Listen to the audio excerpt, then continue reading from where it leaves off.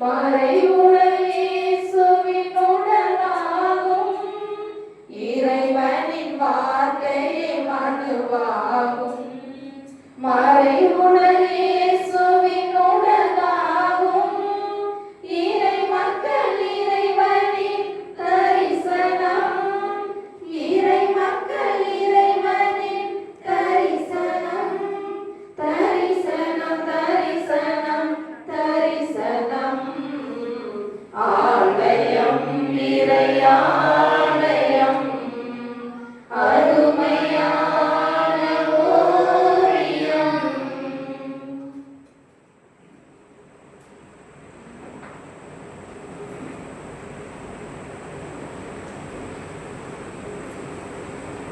தந்தை மகன் தூய ஆவியாரின் பெயராலே ஆண்டவராகிய இயேசு கிறிஸ்துவின் அருளும் கடவுளின் அன்பும் தூய ஆவியாரின் நட்புறம் உங்கள் அனைவரோடும் இருப்பதாக.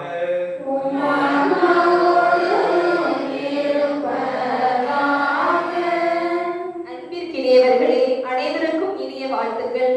இன்று புனித இஞ்ஞாசியாரின் 2வது நகநாளை முன்னிட்டு தொழிலாளர்களுக்காக அர்ப்பணிக்கப்படும் இந்த சிறப்பு திருப்பள்ளியில் ஒன்று கூடியுள்ளோம். உழைப்பின் மூலம் உலகை அழகுபடுத்தும் ஒவ்வொரு தொழிலாளர்களின் கரங்களையும் இறைவன் நிறைவாக ஆசீர்வதிக்க வேண்டி நாம் மன்றாடுவோம். புனித இஞ்ஞாசியார் தம் வாழ்வில் காட்டிய இறை நம்பிக்கை, தியாகம் மற்றும் துணிச்சல் நம் தொழிலையும் வாழ்வையும் இறைவனுக்கு பிரியமான வழியாக மாற்ற உதவட்டும்.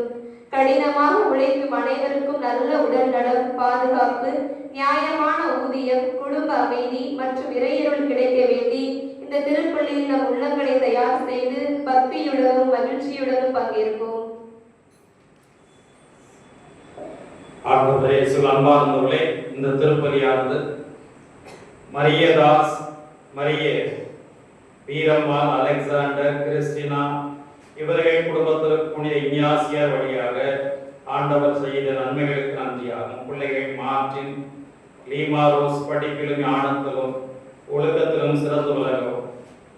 உடல் நல சுகத்திற்காகவும், விவசாயம் செழிக்கவும், கால்நடை விருத்திக்காகவும், குடும்பத்தில் மறைத்த செல்லத்துறை, பாண்டி இவர்களுடைய ஆன்ம இலைப்பாற்றிற்காகவும், ஊரில் மறித்த எல்லா ஆன்மாக்களுடைய இலைப்பாற்றிற்காகவும், உத்தரிக்கும் நிலையில் உள்ள ஆன்மாக்கள் இலைப்பாற்றிற்காகவும் ஒப்புக் கொடுக்கப்படுகிறது. மேலும் ஜெபகனி, கார்த்திக் ராஜ், முத்துமாரி இவர்களுடைய குடும்பத்திற்கு புனித இஞ்ஞாசியார் வழியாக இறைவன் செய்த எல்லா நன்மைகளுக்கு நன்றியாகும்.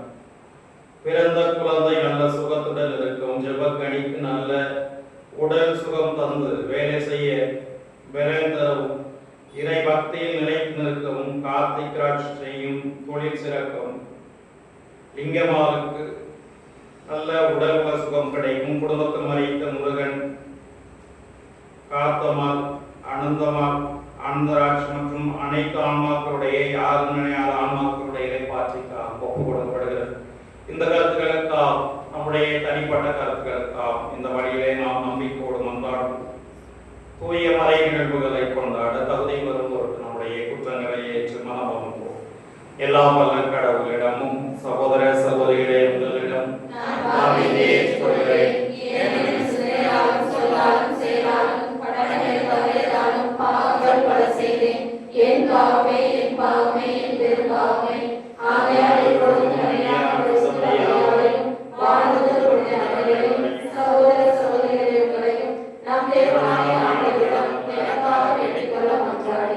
எல்லாம் வல்ல கடவுள் நம் இரக்கம் வைக்கும் பாவங்களை மன்னித்து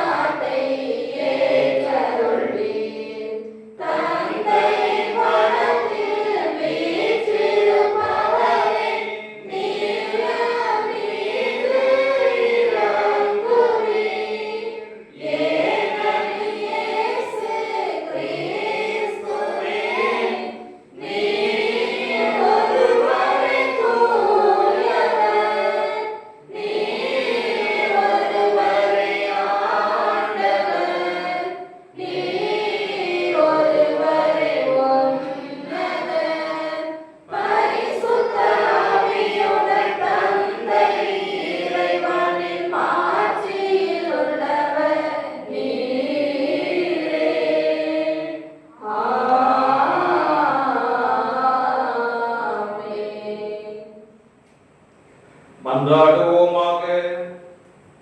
எல்லாம் வல்ல தந்தையே, உமது பெயரின் அதிமிகம் ஆட்சியை பரப்ப உமது திருவையின் புனித இஞ்ஞாசியாரை தேர்ந்தெடுத்தீரே. அதனால் அவருடைய உதவியாலும் எடுத்துக்காட்டாலும் மண்ணுலகின் தீமைகளை எதிர்த்து போராடவும் விண்ணுலகில் அவரோடு வெற்றி வாகை சூடவும் எங்களுக்கு அருள்வீராக. உம்மோடும் தூயாவியாரின் ஒன்றைப்பில் கடவுளாயின்று வாழ்ந்து ஆட்சி புரிகின்ற அவர் வழியாக உம்மை மன்றாடுகிறோம்.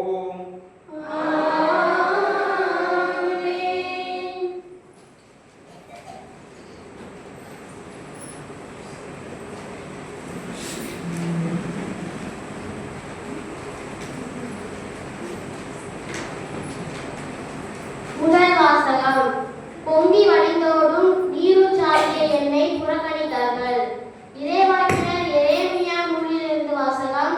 அதிகாரம் 2, இறைவார்த்தை 1 தொடங்கி 3 முடிய, அதனைத் தொடர்ந்து 7 தொடங்கி 8 முடிய, அதனைத் தொடர்ந்து 12 தொடங்கி 13 முடிய. ஆண்டவரின் வாக்கு எனக்கு அருளப்பட்டது. நீ சென்று எருசலேம் நகரினர் அனைவரும் கேட்கும் முறையில் இவ்வாறு பறைசாற்று. ஆண்டவர் கூறுவது இதுவே: உன் இளமையின் அன்பையும் மணமகளுக்குரிய காதலையும் விதைக்கப்படாத பாலை நிலத்தில் நீ என்னை எவ்வாறு பின்பற்றினாய் என்பதையும் நான் நினைவு கூறுகிறேன். இஸ்ரேல் ஆண்டவருக்கு அர்ப்பணிக்கப்பட்டது. அவரது அறுவடையின் முதற்கனியாய் இருந்தது. அதனை உண்டவர் அனைவரும் குற்றவாளிகள் ஆயினர். அவர்கள் மேல் தீமையே வந்து சேர்ந்தது என்கிறார் ஆண்டவர். செழிப்பான நாட்டுக்கு அதன் கனிகளையும் நலன்களையும் நகருமாறு நான் உங்களை அழைத்து வந்தேன். நீங்களோ அந்நாட்டிற்குள் வந்து அதனை தீட்டுப்படுத்தினீர்கள். எனது உரிமை சொத்தை நீங்கள் அருவருப்புக்கு உள்ளாக்கினீர்கள். குருக்கள் ஆண்டவர் எங்கே என்று கேட்கவில்லை. திருச்சட்டத்தை போதிப்போர் என்னை அறியவில்லை. ஆட்சியாளர் எனக்கு எதிராக கலகம் செய்தனர். இறைவாக்கினர் பாகால் பெயரால் பேசி பயனற்றவற்றை பின்பற்றினர். வாகனங்களை இதை கண்டு திருவிடுங்கள், அஞ்சி நடுங்கி திகைத்து நில்லுங்கள் என்கிறார் ஆண்டவர். ஏனெனில் என் மக்கள் 2 தீச்செயல்கள் செய்தார்கள். பொங்கி வழிந்தோடும் நீரூற்றாகிய என்னை புறக்கணித்தார்கள். தண்ணீர் தேங்காத உடைந்த குட்டைகளை தங்களுக்கென்று குடைந்து கொண்டார்கள். இது ஆண்டவர் வழங்கும் அருள்வாக்கு. ஆண்டவருக்கு நன்றி செலுத்துங்கள், ஏனெனில் அவர் நல்லவர், என்றென்றும் உள்ளது அவர் இரக்கம். ஆண்டவருக்கு நன்றி செலுத்துங்கள், ஏனெனில் அவர் நல்லவர், என்றென்றும் உள்ளது அவர் இரக்கம்.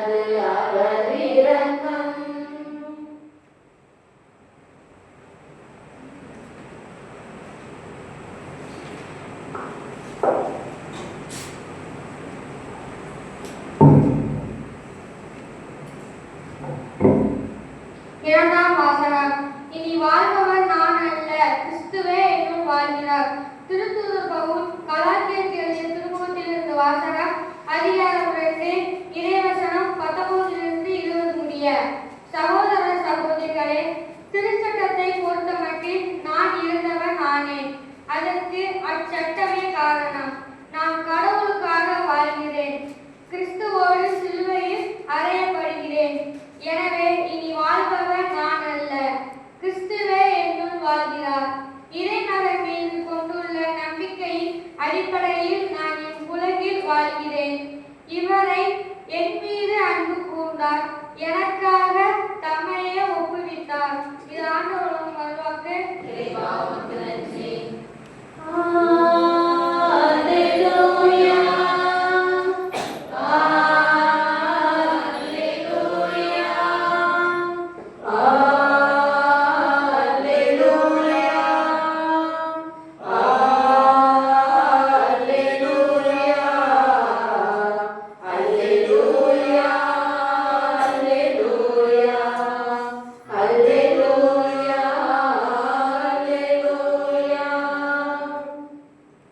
கடவுள் கிறிஸ்துவின் வாயிலாக உலகினரை தம்மோடு ஒப்புரவாக்கினார்.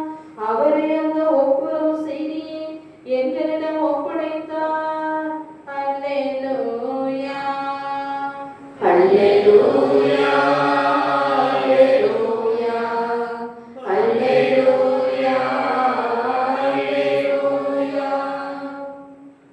ஆண்டவர் உங்களோடு இருப்பாராக.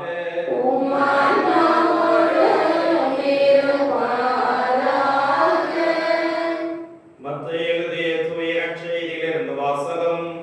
ஆண்டவரே, மாட்சி உமக்கே.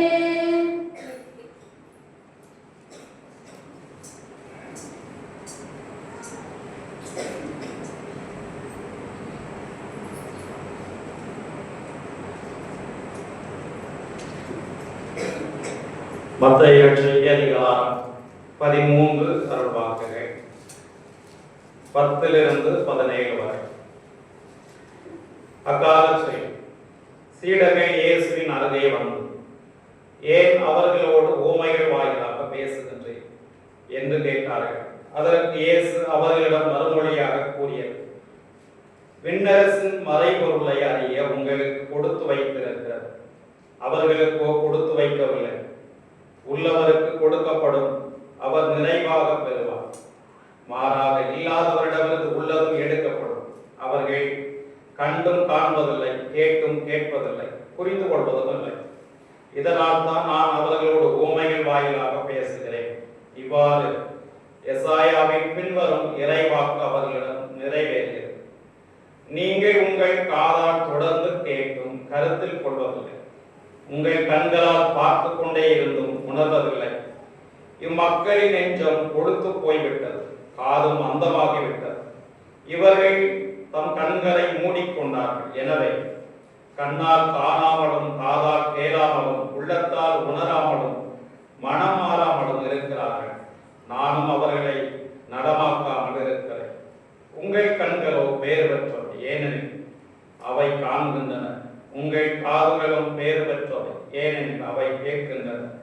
நான் உறுதியாக உங்களுக்கு சொல்கிறேன், பல இறைவாக்கினர்களும் நேர்மையாளர்கள் நீங்கள் காண்பவற்றை காண ஆவல் கொண்டிருந்தார்கள், ஆனால் அவர்கள் காணவில்லை.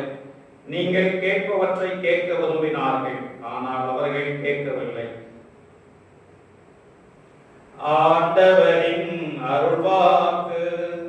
கிறிஸ்துவே, உமக்கு புகழ்.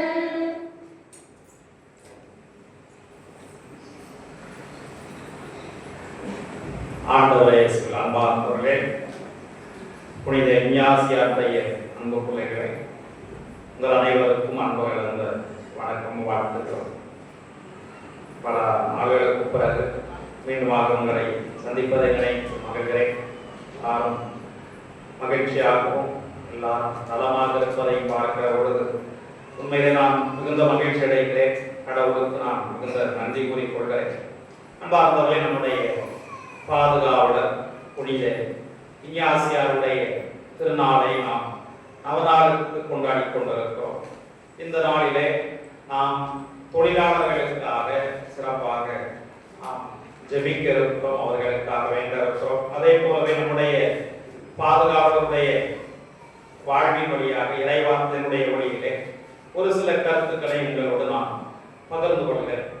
அன்பார்ந்தவர்களே, நம்முடைய வாழ்க்கையில, மனித வாழ்க்கையில சில நேரங்களில் நாம் நினைத்தது ஒன்றாக இருக்கலாம், ஆனால் நடப்பது வேறு ஒன்றாக இருக்கலாம். நாம் ஒன்றை பெரிதாக நினைத்து அதை செய்ய நினைப்போம், ஆனால் அது சில நேரங்களிலே தோல்வியிலே முடியும். ஆனால் நம்முடைய பாதுகாவலருடைய வாழ்க்கை வழியாக கடவுள் நமக்கு சொல்லக்கூடிய செய்தி என்ன என்று சொன்னால், நம்முடைய தோல்விகளை நாம் கடவுளிடத்தில் ஒப்படைத்து விட்டோம் என்று சொன்னால் கடவுள் அந்த தோல்விகளை வெற்றியாக மாற்றுவார். நம்முடைய காயங்கள், நம்முடைய துன்பங்கள் எல்லாவற்றையும் நாம் கடவுளிடத்தில் ஒப்படைத்தோம் என்று சொன்னால் கடவுள் அதை நல்லதாக மாற்றி காட்டுவார். அன்பார்ந்தவர்களே, நம்முடைய பாதுகாவலர் புனித இஞ்ஞாசியார் அவருடைய வாழ்க்கை நமக்கு நன்றாக தெரியும். ஒரு காலகட்டத்திலே அவர் பெரிய ராணுவ வீரராக வேண்டும், பேரும் புகழையும் அடைய வேண்டும் என்று விரும்பினார். ஆனால் போர்க்களத்திலே அவர் போர் தொடுக்க செல்கிற பொழுது அவருடைய காலிலே குண்டடிபடுகிறது. அவ்வளவுதான், வாழ்க்கை முடிந்து போய்விட்டது என்றுதான் எல்லாரும் நினைத்திருப்பார்கள்.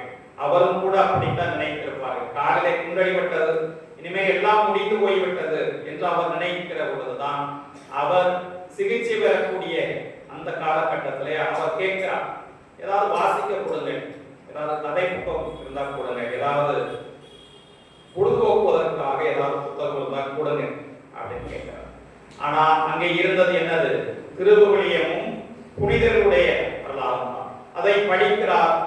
அதனை படிக்க படிக்க அவருடைய வாழ்க்கையிலே பெரிய மாற்றம் ஏற்படுகிறது. நாம் உலக போக்கிலான வாழ்க்கை நினைத்தோம், உலக போக்கிலான ஆடம்பரம், உலக போக்கிலான பேரும் புகழும் அடைய வேண்டும் என்று நினைத்தோம்.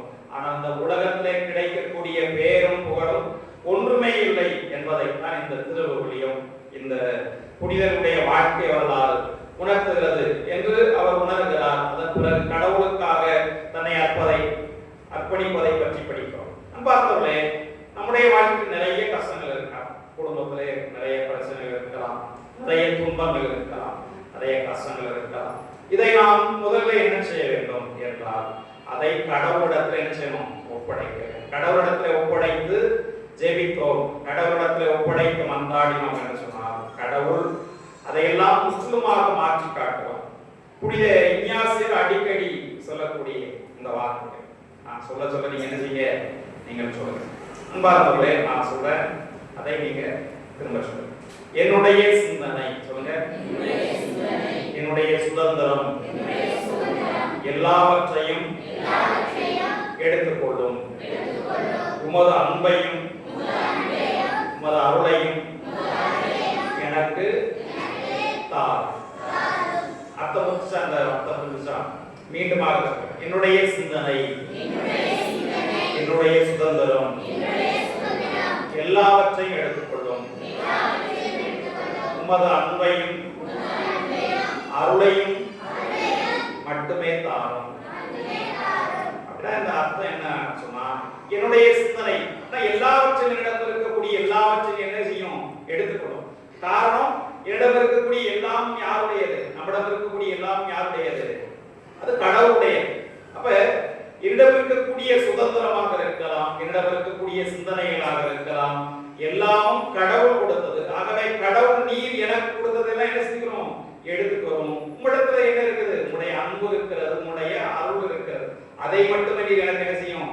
தாரும். அப்படின்னா நாம ஒவ்வொரு முறையும் நம்முடைய பாதுகாவலத்தை வாரோம் சொன்னா, அல்லது கடவுளுடைய கோயிலுக்கு வாரோம் சொன்னா, என்னிடம் இருக்கக்கூடிய துன்பங்கள், என்னிடம் இருக்கக்கூடிய கவலைகள், என்னிடம் இருக்கக்கூடிய சோதனைகள் எல்லாவற்றையும் என்ன செய்யணும்? என்ன செய்யணும்? சொல்லுங்க. எல்லாவற்றையும் எடுத்துக்கொள்ளும் அப்படின்னு என்ன செய்யணும்? சொல்லணும். உம்முடைய அன்பையும் உம்முடைய அருளை மட்டுமே எனக்கு தாரும். அப்ப நம்முடைய வாழ்க்கையில் நிறைய கஷ்டங்கள் இருக்கலாம், நிறைய துன்பங்கள் இருக்கலாம், குடும்பத்துல அமைதி இல்லாத ஒரு சூழல் இருக்கலாம், நிம்மதி இருக்கலாம். இதையெல்லாம் நீங்க கோயிலுக்கு வாரீங்க அப்படின்னு சொன்னா நீங்க கடவுள்கிட்ட என்ன செய்றீங்க? எல்லாவற்றையும் நீங்க என்ன செய்யணும்? எடுத்துக்கிடும். உம்முடைய அன்பையும் உம்முடைய அருளையும் மட்டுமே எனக்கு தாரும். அப்ப மறுபடியும் சொல்லுமா இத? கடவுளே, என்னுடைய சிந்தனை, சுதந்திரம் எல்லாவற்றையும் எடுத்துக்கொள்ளும், உம்முடைய அன்பையும் அருளையும் மட்டுமே தாரும். அப்ப நீங்க இனிமே இப்படி வேண்டியிருக்காம இருக்கலாம். ஆனா இனிமே நீங்க கடவுள்கிட்ட வேண்டுகிற உயர்ந்த வார்த்தைகளை சொல்லி மன்றாடினீர்கள் சொன்னா நம்முடைய பாதுகாவல நமக்காக பரிந்து பேசுவார். அப்ப நம்முடைய வாழ்க்கையில நாம சந்திக்கக்கூடிய கஷ்டங்கள், வேதனைகள் எல்லாவற்றையும் கடவுள் எடுத்துக்கொண்டு அவருடைய அன்பையும் அருளையும் மட்டும்தான் என்ன செய்வார், நமக்கு தருவார். இதை நம்முடைய பாதுகாவலர் நமக்கு நினைவுறுத்துகிறார்னா அவருடைய வாழ்க்கையில கஷ்டம் இல்லாமல் இல்லை, அவருடைய வாழ்க்கையில சோதனை இல்லாமல் இல்லை, துன்பங்கள் இல்லாமல் இல்லை, காலில் குண்டடிப்பட்டது அதான் வாழ்க்கை முடிந்து போய்விட்டது. சிலர் வந்து ராணுவத்துல வேலை பார்ப்பாங்க, ராணுவத்துல வேலை பார்த்துட்டு என்ன செய்வாங்க, கால் இழந்து வருவாங்க, கையை இழந்து வருவாங்க, அவ்வளவுதான். அது பிறகு வேலை பார்க்க முடியுமா? முடியாது. வாழ்க்கையும் முடங்கி போய்விடும். ஆனா நம்முடைய பாதுகாவலர் காலிலே குண்டடிப்பட்டாலும் கூட அவர் கடவுள் எனக்கு புதிய ஒரு வாழ்க்கையை தந்திருக்கிறார், ஆகவே நான் என்ன செய்வேன், கடவுளுக்காக என்னுடைய வாழ்க்கையை அர்ப்பணித்து வாழ்வேன் என்று சொல்றார். அன்பார்ந்தவர்களே, இது நம்முடைய பாதுகாவலர்களுக்கு நாம் கற்றுக்கொள்ளக்கூடிய முதன்மையான செய்தினா கடவுள்கிட்ட எல்லாவற்றையும் என்ன செய்யணும், ஒப்படைக்க வேண்டும். இது முதன்மையான செய்தி. இரண்டாவது அப்படி சொன்னா இவர் ஒரு கட்டத்திலே இந்த உலக போக்கிலான இன்பம், இந்த உலக போக்கிலான வாழ்க்கை அதெல்லாம் நிரந்தரமே அல்ல, ஆகவே கடவுளுக்காக என்னை நான் அர்ப்பணிக்க போகிறேன் என்று அவர் வந்து தன்னிடத்தில் இந்த வாளை என்ன செய்யறாராம் சொன்னா மான்செரட் அப்படின்ற ஒரு இடத்துல இருந்த அன்னை மரியா, அங்க ஒரு மாதா சிறுவ இருந்துச்சு, மான்செரட் அப்படின்ற ஒரு இடம் இருந்துச்சு, அந்த இடத்துல இருந்த மாதா சிறுவ நம்முடைய கோயில் இருக்குதான், இது மாதிரி மான்செரட் அப்படின்ற ஒரு இடத்துல ஒரு மாதா சிறுவ இருந்துச்சு. அந்த மாதாவுக்கு முன்பாக போய் அவங்க போர் தொடுப்பதற்காக ஒரு படை வீரன் என்றால் கையில் என்ன இருக்கும், ஒரு வாள் இருக்கும். அந்த வாளை வந்து மாதாவுக்கு ஒப்படைச்சிட்டு தன்னிடம் இருந்த அந்த படை வீரருக்குரிய ஆடைகளை எல்லாம் கலத்தி போட்டு என்ன செஞ்சார், ஒரு துறவிக்குரிய ஆடையை உடுத்தி கொண்டார். சொன்னா நான் கடவுளுக்காக என்னை முழுவதுமாக என்ன செஞ்சேன், அர்ப்பணித்து விட்டேன். எனவே இதெல்லாம் அந்த ஆடம்பரம் எதுவுமே தேவையில்லை, இந்த உலக போக்கிலான மாயை எதுவுமே தேவையில்லை அப்படின்னு சொல்லி கடவுள் எதை விரும்பினாரோ அதை தன்னுடைய வாழ்க்கையில கடைபிடித்து வாழ தொடங்கினார். அன்பார்ந்தவர்களே, இதை நாம திருவிழியத்தோடு ஒப்பிட்டு பார்க்கலாம் சொன்னா திருவிழியத்திலே நாம் மத்தேயு நற்செய்தி 16வது அதிகாரம், மத்தேயு நற்செய்தி 16வது அதிகாரம் 24வது இறைவார்த்தை எடுத்துக்கொள்ளுங்கள். மத்தேயு நற்செய்தி இயேசு தம் சீடர்களை பார்த்து என்ன சொன்னாரு, என்னை பின்பற்ற விரும்பும் எவரும் தன்னலம் துறந்து தம் சிலுவையை தூக்கி கொண்டு என்ன செய்யணும், என்னை பின்பற்றணும். நான் தன்னலம் துறப்பது சொன்னா தன்னை பற்றி நினைப்பது, தன்னுடைய பெயர் அதை பற்றி நினைப்பது, தன்னுடைய புகழ் விளங்க வேண்டும், தான் எதெல்லாம் வச்சிருக்கிறோமோ அதெல்லாம் அந்த உலகத்தில் நிலை பெற வேண்டும் அப்படின்ட்டு ஒரு காலகட்டத்தில் வாழ்ந்த புனித இஞ்ஞாசியார் என்ன செய்கிறார், அதெல்லாம் தேவையில்லை, அதெல்லாம் ஒன்றுமே இல்லை அப்படின்னு சொல்லிட்டு எல்லாவற்றையும் விட்டு விடுகிறார், தன்னலம் துறக்கிறார், தம் சிலுவையை தூக்கி கொண்டு என்னை பின்பற்றுகிறார் என்று இயேசு சொல்வது போன்று இயேசுக்காக துன்பங்களை அவர் துணிவோடு தாங்கிக் கொள்கிறார். ஒரு சீடர் எப்படி வாழ வேண்டும் என்பதற்கு நம்முடைய பாதுகாவலர் புனித இஞ்ஞாசியார் சிறந்த ஒரு எடுத்துக்காட்டாக வளர்க்கிறார். அப்ப இயேசுடைய சீடராக இயேசுடைய வழியிலே நான் நடக்க போகிறேன். அப்ப இந்த உலக போக்கிலாக இதுவரை நான் கொண்டிருந்த பெயர் புகழ் எதுவுமே எனக்கு தேவையில்லை, ஆடம்பரமான வாழ்க்கை எனக்கு தேவையில்லை அப்படின்னு எல்லாவற்றையும் விட்டு என்ன செய்கிறார் என்றால் இயேசுடைய வழியிலே நடக்க தொடங்குகிறார். அன்னைக்கு நாம் நினைத்து பார்க்கிறோம் நம்முடைய வாழ்க்கையில எதெல்லாம் தேவை எதெல்லாம் தேவையில்லை அப்படின்னு நாம உணர வேண்டும். அன்பார்ந்தவர்களே, பெரிய அந்தோனியா அப்படின்னு சொல்லப்படக்கூடிய வனத்தந்தோனியா கேள்விப்பட்டீங்களா? சரிங்களா? வனத்தந்தோனியா அவர்கிட்ட ஒரு சீடர் இருந்தார். அந்த சீடரும் வனத்தந்தோனியார் ஒரு நாள் காட்டுப்பாதை வழியாக போனார்கள். காட்டுப்பாதை வழியாக போயிட்டு இருக்கும்போது ரெண்டு பேரும் பேசிட்டே போனாங்க. அப்படி பேசிட்டே போகிற பொழுது இந்த இளம் சீடர் வனத்தந்தோனியார் இடத்துல ஒரு கேள்வியை கேட்டார். என்ன கேள்வி அப்படின்னா அது நமக்கு ரொம்ப முக்கியமானது. அந்த சீடர் கேட்கிறார், இளம் துறவி கேட்கிறார், தந்தையே என்னுடைய மனதுல அமைதியே தங்குவதே இல்லை, கடவுள் கொடுக்கக்கூடிய அமைதி என்னுடைய உள்ளத்தில் என்ன செய்வது கிடையாது, தங்கவே மாட்டேங்கிறது, ஏன் அப்படின்னு கேட்டார். அப்ப அந்த வனத்தந்தோனியார் காட்டுப்பாதை வழியாக போயிட்டு இருக்கிறாங்க. இந்த பக்கம் சுட்டி காட்டினார். இந்த பக்கம் ஒரு நிலம் இருந்துச்சு. நிலத்துல வந்து கல்லு முள்ளு எல்லாம் கிடந்துச்சு. அப்ப கல்லும் முள்ளும் நிறைந்த இந்த நிலத்துல கோதுமை விதைத்தால் வளருமா அப்படின்னு கேட்டான். வளருமா? வளருமா? வளராதா? வளரும். ஆனா என்ன செய்யாது? உரிய பலன் தான். அப்ப அந்த இளங்குறவி சொன்னாராம், கற்களும் முட்களும் நிறைந்திருக்கக்கூடிய இந்த நிலத்துல கோதுமை விதைத்தால் என்ன செய்யாது? வளரவே வளராது. அப்ப இந்த புனித வடக்கு அந்தோனியார் சொன்னார், நீ சொல்றது சரிதான். எப்படி ஒரு நிலத்துல கல்லும் முள்ளையும் வச்சுக்கிட்டு விதைச்சா வளர்ந்தராதோ, அப்படி நம்முடைய உள்ளத்துல கற்களும் முட்களும் போன்று சில காரியங்கள் இருக்கிறது. என்னது? ஆணவம் இருக்கிறது, கோபம் இருக்கிறது, அகங்காரம் இருக்கிறது, பொய் இருக்கிறது, பொறாமை இருக்கிறது. இதையெல்லாம் வைத்துக் கொண்டு கடவுளுடைய அமைதி எப்படி நாம என்ன செய்ய முடியாது? பெற்றுக்கொள்ளவே முடியாது. அப்ப உன்னுடைய உள்ளத்துல கடவுள் தரக்கூடிய அமைதி தங்கணும்னா என்ன செய்யணும்? உன்னுடைய உள்ளத்துல இருக்கக்கூடிய ஆணவம், கோபம், பேராசை, பொறாமை எல்லாவற்றையும் என்ன செஞ்சிடணும்? அப்புறப்படுத்தணும் சொன்னா, இன்னைக்கு நாம இயேசுடைய சீடராக வாழ போகிறோம், இயேசுவை பின்தொடர்ந்து செல்ல போகிறோம் சொன்னா தன்னலம் துறக்கிறது.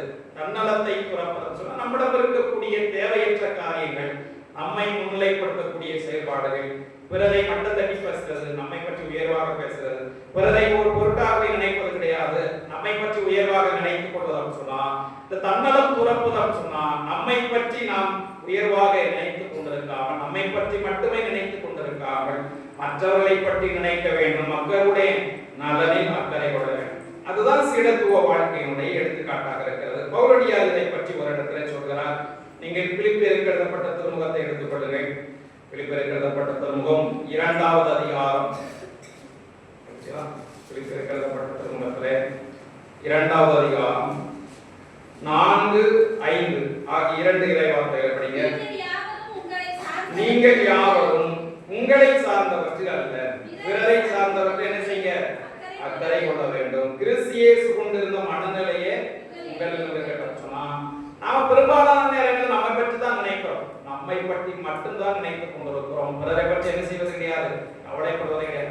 பக்கத்துக்காரன் எப்படி போனா என்ன, அடுத்தவரை எப்படி போனா என்ன என்று நம்மை பற்றி தான் நாம் நினைத்துக் கொண்டிருக்கிறோமே ஒழிய மற்றவர்களை பற்றி நினைப்பதே இல்லை.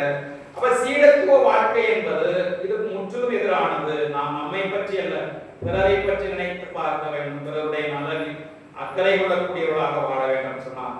புனித இஞ்ஞாசியார் அப்படித்தான் இயேசுடைய சீடராக இருப்பதற்கு தன்னுடைய நலனை துறந்தார், பொது நலனில் அக்கறை கொண்டார், கடவுளுடைய மாட்சிக்காக உழைத்தார். அப்ப 2 என்பது இயேசுடைய சீடராக வாழ்வதற்கு அவர் முயற்சி செய்தார். 3வது இந்த இஞ்ஞாசியாரை பற்றி படித்து பார்க்கிறவர்கள் அவருடைய ஆன்மீக பயிற்சிகள். ஆன்மீக பயிற்சி சொன்னால் அவர் நிறைய நேரம் தியானம் மேற்கொண்டார். நாம் வந்து என்ன செய்வோம், தவக்காலத்துல ஒரு நாள் என்ன செய்வோம் தியானம் தான் இருக்குதான். தவக்காலத்துல ஒரு நாள் பங்களம் என்ன செய்வாங்க, தியானம் செய்வாங்க. ஆனா இவர் பல நாட்கள் என்ன செஞ்சிருக்காங்க, ஒரு குகையில தங்கி அவர் தியானம் செய்தார் சொன்னா அந்த தியானத்தின் போது கடவுள் அவருக்கு நிறைய உண்மைகளை வெளிப்படுத்தினார். என்ன அப்படி சொன்னா முதன்மையான உண்மை, இதை நாம மனசுல சொல்றோம். கடவுள் எங்கே பேசுகிறார் என்றால் அமைதியாக இருக்கிறவர் தான் என்ன செய்யறாரு பேசுறாரு. நீங்க சத்தம் போட்டுக்கிட்டே இருக்கீங்க, வீட்டுல சத்தம் போடுறீங்க, கோயிலுக்கு வந்தாலும் சிலர் என்ன செய்யிட்டு இருப்பாங்க, மொபைல நோண்டிட்டு இருப்பாங்க, பேசிட்டே இருப்பாங்க. அப்ப கடவுள் அவர்களோடு என்ன செய்ய மாட்டாரு, பேசவே மாட்டார். கடவுள் உங்களோடு பேச வேண்டும் என்று சொன்னால் நீங்க என்ன செய்யணும், அமைதி காக்க வேண்டும். குடும்பத்திலையும் சரி, நீங்கள் கோயிலுக்கு வருகிற போதும் சரி, நீங்கள் அமைதி காத்து மண்டாடினீர்கள் சொன்னால் கடவுள் உங்களுக்கு என்ன செய்வார், பேசுவார். இதை அவர் தன்னுடைய வாழ்க்கையிலிருந்து, வாழ்க்கை அனுபவத்திலிருந்து உணர்ந்து கொண்டார். அடுத்து என்ன சொன்னா இந்த சாத்தான் என்ன செய்யும் சொன்னா சில நேரங்கள்ல சாத்தான் ஒரு சில மாய வலைகளை வீசி அது என்ன செய்யும், கடவுள் இந்த மாயைகள் வழியாகத்தான் பேசுகிறார் அப்படின்னு உங்களை ஏமாற்றி விடும். அதனால நீங்க என்ன செய்யுங்க, கவனமாக இருங்க. ஆண்டவர் இயேசு கிறிஸ்துவும் கூட இந்த சோதனைகள் வந்துடும். அது என்ன சொல்கிறது, இந்த கற்களை எல்லாம் நீர் என்ன செய்யும், அப்பமாக மாற்ற சொல்கிறது. இந்த கோபுரத்திலிருந்து கீழே விடும் கடவுளுடைய தூதர்கள் உண்மை என்ன செய்வாங்க, காப்பாற்றி விடுவார்கள் என்று சொல்கிறது. இன்னொரு முறை என்ன சொல்கிறது, என்னை நீ திட்டமிட்டு வணங்கினாய் என்று சொன்னால் உலகத்தில் இருக்கக்கூடிய அத்தனை உமக்கு தந்துடுவேன். அப்ப குறுக்கு வழி ஆண்டவர் இயேசு கிறிஸ்து சிலுவையிலே அறையும் உண்டு, துன்பங்கள் வழியாக நமக்கு மீட்பை அளிக்க வந்தார். ஆனா இந்த சாத்தான் என்ன சொல்கிற, நீ என்னை தெண்டனிட்டு வணங்கி விடு, நான் உனக்கு எல்லாவற்றையும் என்ன செஞ்சிருவேன், தந்து விடுவேன் சொன்னான். சாத்தான் சில நேரங்கள்ல நம்மை தந்திரமாக ஏமாற்றும். அதாவது நாம் என்ன செய்யணும், கவனமாக இருக்க வேண்டும் என்பதை நம்முடைய பாதுகாவலர் புனித இஞ்ஞாசியார் குறிப்பிடுகிறார். அன்பார்ந்தவர்களே, எபேசியருக்கு எழுதப்பட்ட திருமுகத்தை எடுத்துக்கொள்ளுங்க. எபேசியருக்கு எழுதப்பட்ட திருமுகத்திலே புனித பவுல் எபேசியருக்கு எழுதிய திருமுகம் 6வது அதிகாரம் 12வது வார்த்தையை படிங்க. ஏனென்றால் நாம் மனிதர்களோடு மட்டும் போராடுவதில்லை. ஏனென்றால் நாம் மனிதர்களோடு மட்டும் என்ன செய்வது கிடையாது, போராடுவதில்லை. அதுக்கடுத்து படிங்க. ஆட்சி புரிவோர், அதிகாரம் செலுத்துவோர், இருநிலைந்த உலகின் மீது ஆற்றல் உடையோர், வான்வெளியில் உள்ள தீய ஆவிகள் ஆகியவற்றோடு என்ன செய்யறோம், போராடுகிறோம் சொன்னா. சாத்தான் சில நேரங்களில் தந்திரமாக மாய வடைகள் வீசு. இதெல்லாம் கவர்ச்சிகரமா இருக்கிறது, இது இனிமையா இருக்கிறது, பார்க்கறதுக்கு அழகா இருக்கிறது, இதை நாம பின்பற்றினா என்ன, இதை செய்தால் என்ன அப்படின்ட்டு சில நேரங்களில் அந்த சாத்தான் தந்திர வடைகளை விதிக்கும். ஆனா நீங்க என்ன செய்யாதீர்கள், அவற்றுக்கு பின்னால் போகாதீர்கள். கடவுளுடைய வழி ஆண்டவர் இயேசு கிறிஸ்து சொல்கிறார். என்ன சொல்றாரு சொன்னா, இடுக்கமான வாயை வழியாக என்ன செய்ய, வருந்தி நுழைய முயலுங்கள். அப்ப கடவுளுடைய வழி என்பது எப்போதுமே சவால்கள் நிறைந்தது, துன்பங்கள் நிறைந்தது. ஆகவே நாம் ஒன்றும் பளபளப்பா இருக்கிறது, ரொம்ப எளிதாக இருக்கிறது, இது காட்சிக்கு இனிதாக இருக்கிறது, ஆனால் அதை செய்வோம் அப்படின்னு சொன்னா நாம் என்ன செய்வோம், சில நேரங்களில் துன்பங்கள்ல மாட்டிக்குவோம். முதல் பெற்றோர் என்ன செய்யறாங்க, தோட்டத்துல எல்லா கனிகளும் இருக்கிறது, ஆனா கடவுள் சொல்கிறார், தோட்டத்து நடுவில் இருக்கக்கூடிய மரத்தின் கனி என்ன செய்யாத, உண்ணாது. எப்போது நீ உண்கிறாயோ அப்போது உன்னுடைய கண்கள் திறக்கப்படும், நீ என்ன செய்வாய், சாகவே சாவாய் சொன்னா. சில நேரங்கள்ல சாத்தான் மாய வடைகளை விதிக்கும், தந்திரங்களை விதிக்கும், நீங்க அதுக்குள்ள போயிடுவீங்க அப்படின்ட்டு நம்முடைய புனிதன் சொல்றார். அப்ப தீமையை நாம இனம் கண்டு கொள்ள வேண்டும், அதை நம்முடைய வாழ்க்கையில இருந்து அப்புறப்படுத்தணும். கடைசியாக ஒன்றை மட்டும் சொல்லி நிறைவு செய்கிறேன். அன்பார்ந்தவர்களே, நம்முடைய புனித இஞ்ஞாசியார் கடவுளுடைய ஆட்சிக்காக செய்தார். ஒரு கதை சொல்றார். ஒருத்தர் ஒரு இடத்துல கல்வாரி, சரிங்களா, கல்வாரி இருக்கா, நம்முடைய பகுதியில் இருக்கிறார், கல் உடைச்சிட்டு இருந்தான். ஒரு சிலர் கல் உடைச்சிட்டு இருந்தாங்க. அப்போ கல் உடைத்து கொண்டு இருக்கிற பொழுது ஒருத்தர் கேட்டான், நீங்க என்ன செய்து கொண்டு இருக்கிறீர்கள் அப்படின்னு சொன்ன உடனே, நான் என்ன செய்யறேன், பார்த்தா கல் உடைச்சிட்டு இருக்கேன் சொன்னான். அடுத்த ஆள் கேட்டான், நீங்க என்ன செய்து கொண்டு இருக்கிறீங்க சொன்னா, நான் என் உழைப்புக்காக என்ன செய்யறேன், கஷ்டப்பட்டு உடைச்சிட்டு இருக்கிறேன் சொன்னான். மூன்றாவது ஒரு மனிதர் சொன்னாராம், நான் கோயில்ல ஒரு சிற்பத்தை வைப்பதற்காக என்ன செய்து கொண்டிருக்கிறேன், பிழைத்துக் கொண்டிருக்கிறேன் அப்படின்னு சொன்னார். அப்போ ஒரு செயல் தான், என்னது, கல் உடைக்கிறதா. ஆனா மனிதனுடைய பார்வை எப்படி இருக்கிறது, வித்தியாசமாக. ஒருத்தர் சொல்றாரு, நான் கல்லுதான் உடைச்சிட்டு இருக்கிறேன் சொல்றாரு. இன்னொருத்தர் என்ன செய்யறாரு, நான் பிழைப்புக்காக உடைச்சிட்டு இருக்கிறேன் சொல்றாரு. ஆனா இன்னொருத்தர் என்ன சொல்றாரு, கோயில்ல ஒரு சிற்பத்தை நிறுவுவதற்காக நான் உடைத்துக் கொண்டிருக்கிறேன், கடவுளுக்காக பணி செய்து கொண்டிருக்கிறேன் சொன்னா. நாம எந்த செயலை செய்தாலும் கடவுளுடைய ஆட்சிக்காக செய்ய வேண்டும். அதை நம்முடைய பாதுகாவலர் நமக்கு நினைவுபடுத்துகிறார். அப்ப மீண்டுமாக நான் நினைவுபடுத்துகிறேன், நம்முடைய பாதுகாவலர் புனித இஞ்ஞாசியார் எல்லாவற்றையும் கடவுளிடத்திலே கொடுத்தார். கடவுள் அவருக்கு கடவுளுடைய அன்பையும் இரக்கத்தையும் தந்தார். இயேசுடைய சீடராக அவர் மிகச்சிறந்த பணியை செய்தார். அவர் ஆன்மீக பயிற்சிகளை செய்தார். எல்லாவற்றுக்கும் மேலாக கடவுளுடைய ஆட்சிக்காக உழைத்தார். நாம் எல்லாவற்றையும் கடவுளுடைய ஆட்சிக்காக உழைப்போம், செய்வோம். அதற்கான ஆற்றலை கடவுளிடத்திலே கேட்போம். மன்றாட்டுக்காக அனைவரும் விழித்திருப்போம். நம்முடைய மன்றாட்டுக்களை நம்முடைய உன்னதத்திடம் வழிநடத்தும் இறைவா, திருச்சபையை வழிநடத்தும் திருத்தந்தை, ஆயர்கள், குருக்கள், துறவியர் யாவரும் இந்த உலகம் காட்டும் தலைமை பண்பை மேலாக கருதாமல் பணிவிடை பெற அல்ல, பணிவிடை புரியவே என்றும் உமது மதிப்பீட்டை தங்களது வாழ்வில் கடைபிடித்து எங்களை வழிநடத்த வரவல்ல இறைவா உம்மை மன்றாடுகிறோம். அன்பின் இறைவா, உலகை ஆளும் சிறப்பாக எமது நாட்டை ஆளும் தலைவர்கள் மனிதர்களை பிரிக்கும் சக்தியை வளர்க்காமல் மனிதத்தை ஒன்றிணைக்கும் அன்பு என்ற உமது விழுமியத்தை ஆயுதமாக கொண்டு சமூகத்தை புதைப்படைப்பாக அருள் பொழிய இறைவா உம்மை மன்றாடுகிறோம். இறைவா, தங்கள் எதிர்கால வாழ்விற்கு தங்களை தயாரித்து வேலைக்காக காத்து கொண்டிருக்கும் இளைஞர் இளம்பெண்களுக்காக ஜெபிக்கிறோம். அவர்கள் தங்கள் அடைய வேண்டிய இலக்கை அடைந்து எம் புனிதரை போன்று பொருளாக வாழ வேண்டிய அருளை தர வேண்டும் என்று இறைவா உம்மை மன்றாடுகிறோம். நமது நாடு மற்றும் உலகின் ஆட்சியாளர்கள் அதிகாரத்தை மக்களின் நலனுக்காக பயன்படுத்தி ஏழை எளியோரின் உரிமைகளை பாதுகாத்து அமைதி, நீதி மற்றும் ஒற்றுமையை வளர்க்கும் மனதை பெற இறைவா உம்மை மன்றாடுகிறோம். இன்று திருப்பலியில் பங்கேற்றிருக்கும் நாம் அனைவரும் புனித இஞ்ஞாசியாரை போல இறைவனின் மகிமையை மட்டும் தேடி வாழவும் அன்பிலும் சேவையிலும் வளர்ந்து நற்செய்திகளாக வாழ வர வேண்டி இறைவா உம்மை மன்றாடுகிறோம்.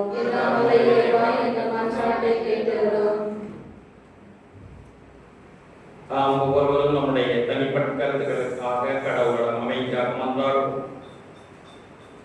எங்கள் நல்ல தந்தையே, உடைய அன்பு பிள்ளைகள் நம்பிக்கையோடு எடுத்து வைத்திருக்கக்கூடிய இந்த எளிய மன்றாட்டுகளுக்கு கனிவுடனே செவிசாய் ஒவ்வொருவருக்கும் நீ நிறைவான ஆசைகளை வழங்க வேண்டும் என்று எங்கள் ஆண்டவராகிய கிறிஸ்து வழியாக மன்றாடுகிறோம்.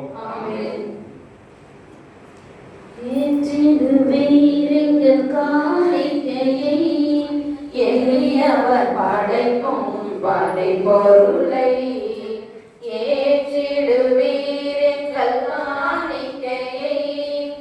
எளியவர் படைக்கும் படை பொருளை எங்கள் உழைப்பினை ஏற்றிடுவீர் எங்கள் வாழ்வினை ஏற்றிடுவீர் இறைவா இறைவா.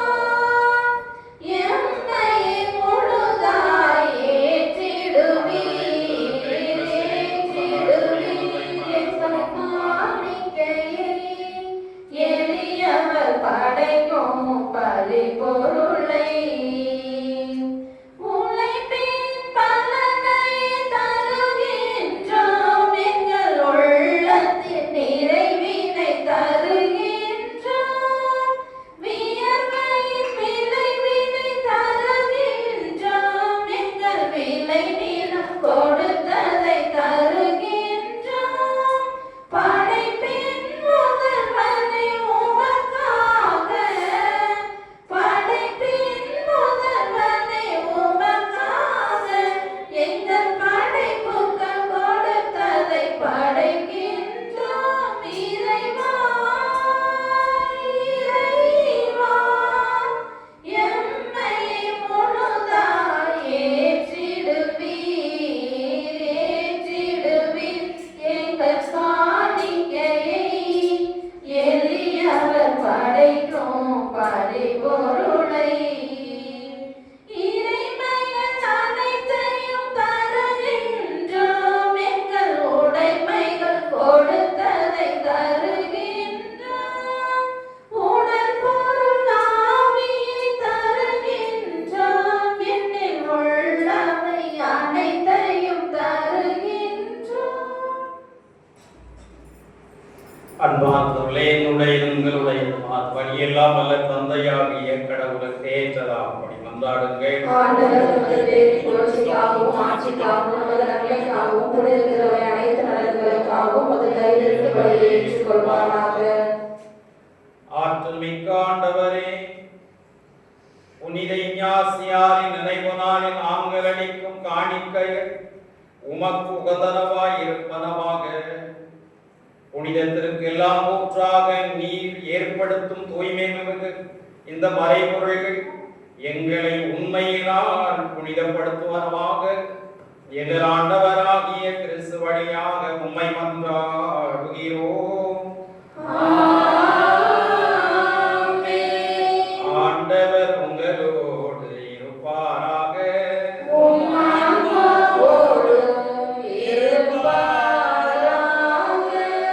எங்களை மேலே எழுப்புங்கள்.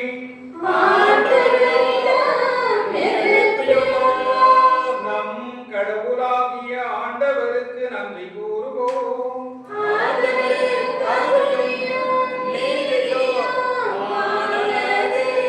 தூயவரான தந்தை, உம் அன்பார்ந்த மகன் இயேசு கிறிஸ்து வழியாக எந்நாளும் எவ்விடத்திலும் நாங்கள் உமக்கு நன்றி செலுத்துவது மெய்யாகவே தகுதியும் நீதியும் ஆகும்.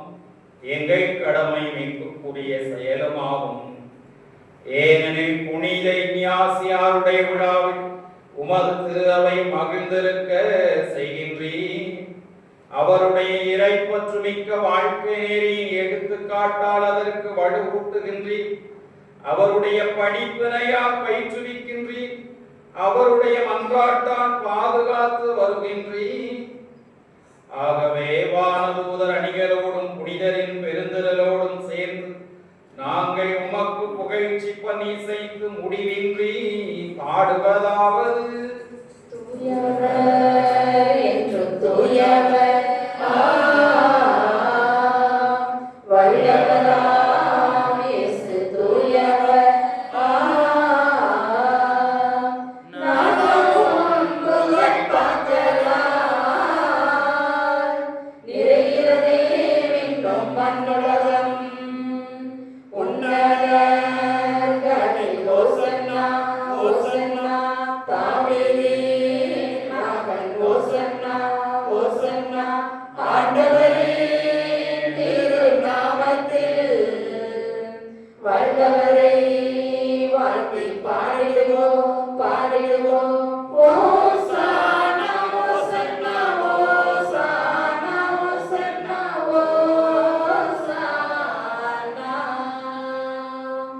ஓசானா ஓசன்னா ஓசானா ஓசன்னா ஓசானா ஓசானா.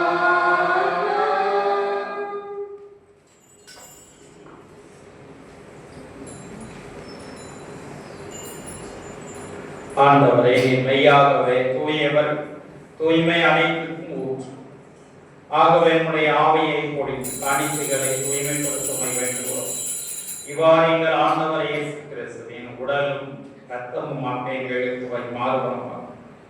அவர் பாடுபட உலம் கழித்து தம்மை கையளித்த உதப்பத்தை எடுத்து நன்றி செலுத்தி அதை விட்டு தம் சீடர்களுக்கு அடித்து கூறியதாகும்: அனைவரும் இதிலிருந்து பெற்று உணங்கள், ஏனெனில் உங்களுக்காக கையளிக்கப்படும் என்பது.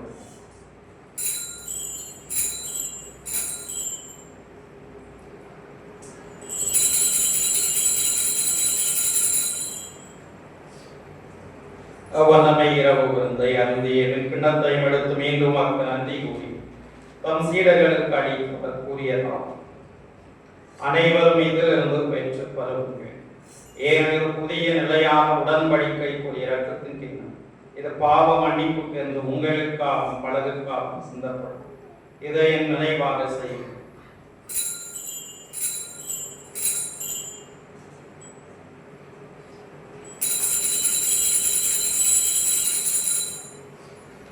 நம்பிக்கையின் மறைபொருள்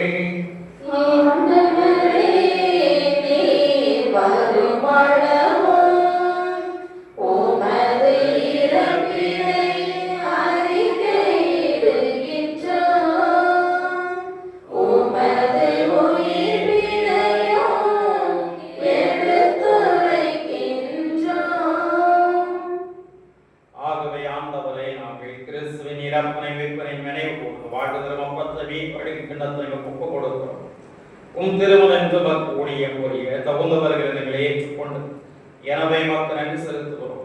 மேலும் கிறிஸ்துவின் உடலில் இரத்தத்திலும் பங்கு கொள்ளும் எங்களை தூய ஆவியார் ஒன்று சேர்க்க வேண்டும் நம்மை தாழ்மையுடன் ஒன்றாடுகிறோம். ஆண்டவரை உலகெங்கும் பரவி இருக்கும் ஒரு திரு அவை நினைவு கூர்ந்தருளும். எங்கள் திருத்தந்தை எங்கள் மறை மாவட்ட பரிபாக்க பேரூர் தந்தை மோற்றரார் எல்லா திருநிலையினராகிய அனைவரோடும் உமது திரு அவை அன்பை நிறைவுற செய்தரும்.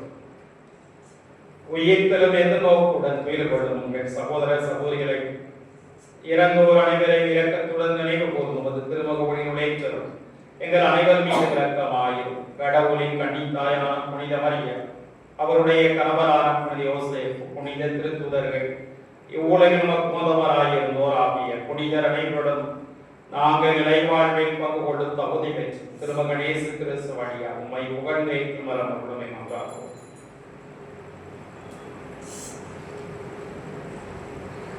இவர் வழியாக இவரோடு இவரே எல்லாம் வல்ல கடவுளாகிய தந்தையே, புயாதியாரின் ஒன்றைக்கு எல்லா புகழும் ஆட்சியும் என்றென்றும்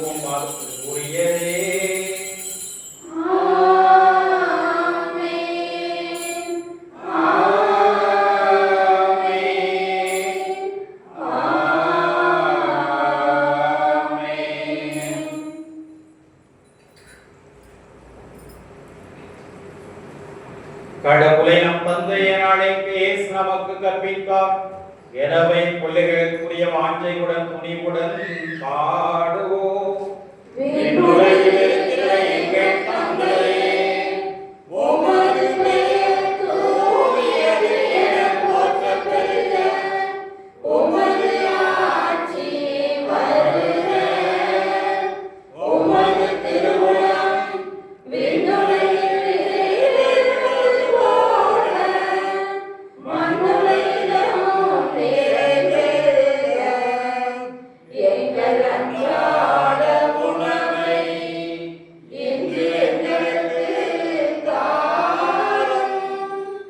எங்களுக்கு எதிராக குற்றம் செய்வோரை நாங்கள் மன்னிப்பது போல எங்கள் குற்றங்களை மன்னியும்.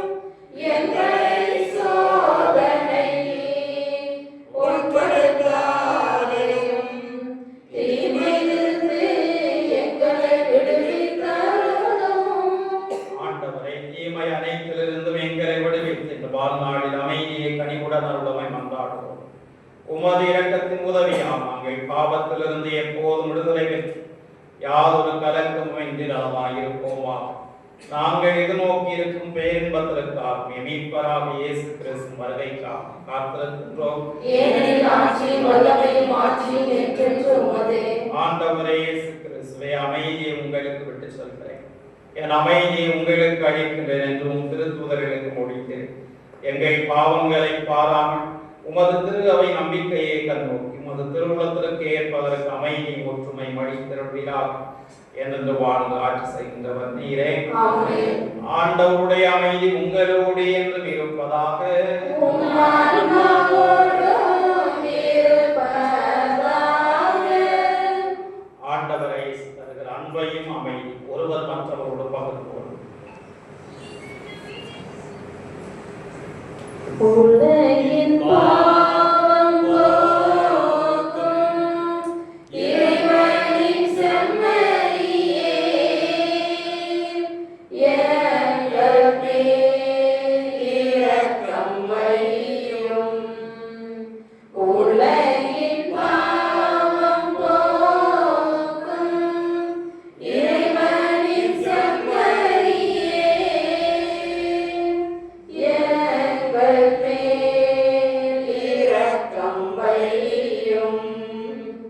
உலகின் பாவம் போக்கும் இறைவனின் செம்மறியே, எங்களுக்கு அமைதி அருளும்.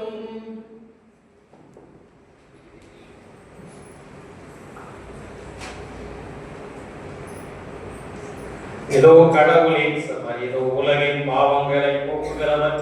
செம்மறியினுடைய திருவிருந்திற்கு அடைகள் பெற்ற அனைவருமே மேல் பெற்றோர். ஆண்டவரே, நீர் எங்களுக்கு இரக்கமானது எற்றவர் நாங்கள் ஒரு வார்த்தை என்று சொல்லியேனும் நான் நலமடையும். கிறிஸ்துவின் தோழன் நத்தமைக்கா தீவாழ்வதாக. ஆமென். இதய வேதன் இனிய தலைவன் எழுந்து வருகின்றார்.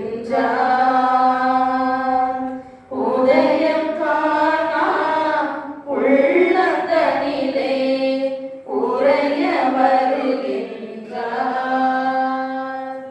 உறைய வருகின்றார். இதய வேந்தன் இனிய தலைவன் எழுந்து வருகின்றார். உதயம் காணா உள்ளந்தனிலே உறைய வருகின்றார். உறைய வருகின்றார். ஒரு வெண்ணிற அப்ப வடிவினிலே உணவாய் வருகின்றார். என்னை கண்மணி போல காத்திடவே உறவாய் வருகின்றார். ஒரு வெண்ணிற அப்ப வடிவினிலே உணவாய் வருகின்றார். என்னை கண்மணி போல காத்திடவே உறவாய் வருகின்றார். இனி இறைவன் வாழும் கோவிலாகும் எந்த நெஞ்சம் மரமே இதய வேந்தன் இனிய தலைவன் எழுந்து வருகின்றார். உதயம் காணா உள்ளந்தனிலே உறைய வருகின்றார். உறைய வருகின்றார். உறவில் அனைவரும் வாழும் போது உண்மை அன்பு உயிர் பெறும். பகையும் வெறுப்பும் மறையும் போது புனிதம் அங்கு நிலை பெறும். உறவில் அனைவரும் வாழும் போது உண்மை அன்பு உயிர் பெறும். பகைமையும் வெறுப்பும் மறையும் போது புனிதம் அங்கு நிலை பெறும். அன்புதான் எல்லாம் அன்புதான் இயேசுவின் வாழ்வே அன்புதான். அன்புதான் எல்லாம் அன்புதான் இயேசுவின் வாழ்வே அன்புதான். ஒருவரை ஒருவர் நிறைகுறையோடு தாங்கும் பண்பு வேண்டுவோம். இதய வேந்தன் இனிய தலைவன் எழுந்து வருகின்றார். உதயம் காணா உள்ளந்தனிலே உறைய வருகின்றார். உறைய வருகின்றார். வையகம் நீதியில் தலைக்கும் போது வாய்மையும் நேர்மையும் நலம் பெறும். வறுமையும் துயரமும் விலகும் போது இன்பமும் மகிழ்வும் வளம் பெறும். வையகம் நீதியில் தலைக்கும் போது வாய்மையும் நேர்மையும் நலம் பெறும். வறுமையும் துயரமும் விலகும் போது இன்பமும் மகிழ்வும் வளம் பெறும். அன்புதான் எல்லாம் அன்புதான் இயேசுவின் வாழ்வே அன்புதான். அன்புதான் எல்லாம் அன்புதான் இயேசுவின் வாழ்வே அன்புதான். தன்னலமில்லா பொதுநலம் நாடி பகிர்ந்து நாளும் வாழுவோம். இதய வேந்தன் இனிய தலைவன் எழுந்து வருகின்றார். உதயம் காணா உள்ளந்தனிலே உறைய வருகின்றார். உறைய வருகின்றார்.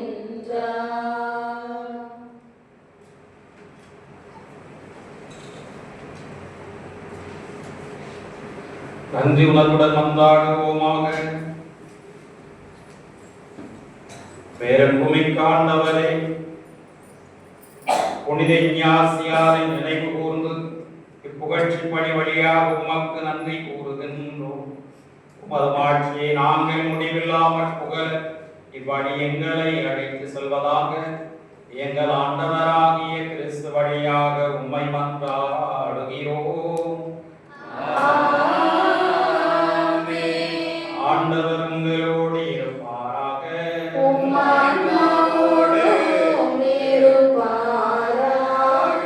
எல்லாம் வல்ல கடவுள் தந்தை மகன் தூயாவியார் உங்களுக்கு ஆசி வழங்குவாராக. சென்று வாருங்கள், திருப்பலி நிறைவேறிற்று.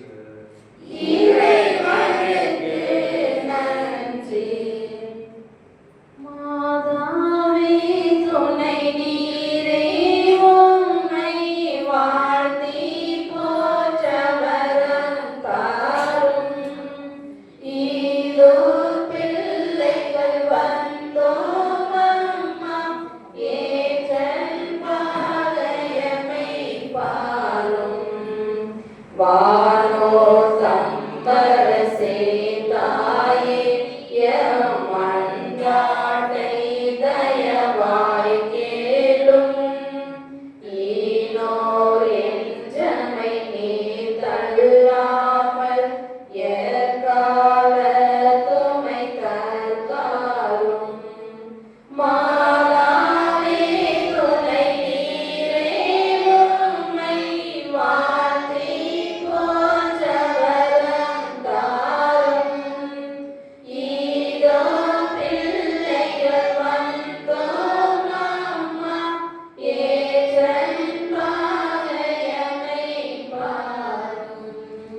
பகுத்ததின் கருத்துக்களுக்காகவும் பொருட்களுக்காகவும் கண்ணீர்களுக்காகவும் திரைக்கரசன ஆத்மாக்கள் மோட்சம் சேரும்படியாகவும் இங்கு வந்திருக்கக்கூடிய அனைவரின் கருத்துக்கள் நிறைவேறும்படியாக வேண்டிக் கொள்வோம்.